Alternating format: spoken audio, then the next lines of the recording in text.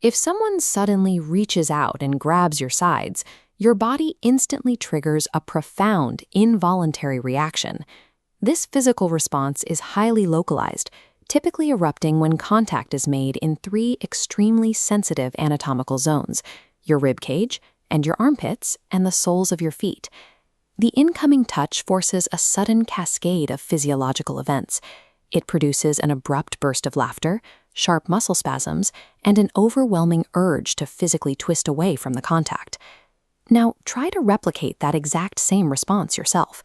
Take your hands and dig your fingers into your own ribs right now. You feel the blunt pressure of your knuckles pushing against your skin, but the panic is entirely absent.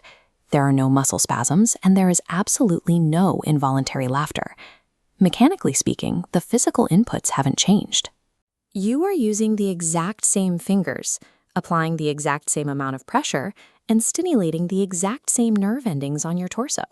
Your nervous system is receiving identical physical data, yet your brain completely alters how you experience that sensory information based entirely on who is initiating the touch.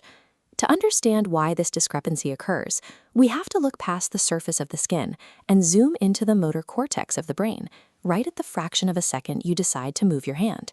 When you initiate a movement, your brain generates a command, but it doesn't just send out one message. It splits the outbound command into two separate pathways, creating a neural duplicate called an efference copy.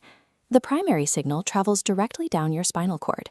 This is the physical directive that tells your arm muscles to contract and your fingers to curl inward. At the exact same moment, the second signal, the efference copy, takes an internal detour. It leaps straight into the somatosensory cortex, the specific region of your brain responsible for processing physical touch.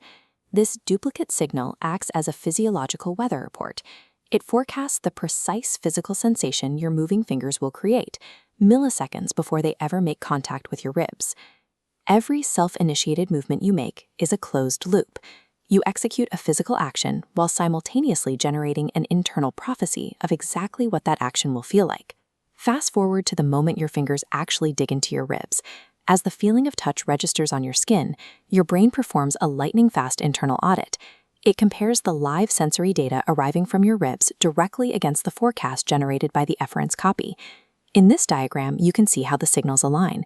Because your hands created the touch, the live data matches the brain's prediction perfectly. When the signals match, the somatosensory cortex actively turns down the volume of the incoming sensation. The expected feeling and the actual feeling effectively cancel each other out. When another person tickles you, that predictive system doesn't exist. Since you aren't initiating the movement, there is no efference copy forecasting the touch. Your brain has no blueprint to match against, leaving you with a sudden flood of raw, unfiltered sensory data. The tickle response relies entirely on the neurological shock of an unpredicted stimulus. That response becomes biologically impossible the moment your brain's prediction engine is running. This predictive filtering extends far beyond the strange anomaly of tickling. Consider the mechanics of walking down a street. With every normal stride you take, your arms swing back and forth, creating a continuous, low-level friction as your inner arms repeatedly brush against the sides of your torso. Because you are actively initiating the locomotion, your brain's prediction engine expects that exact friction. It continuously classifies the rhythmic rubbing as expected, useless data. As a result, the physical sensation of your arms swinging and hitting your sides is filtered completely out of your conscious awareness. But if a stranger were to walk next to you and repeatedly bump that exact same spot on your torso with the exact same amount of force, your brain would sound an immediate psychological alarm.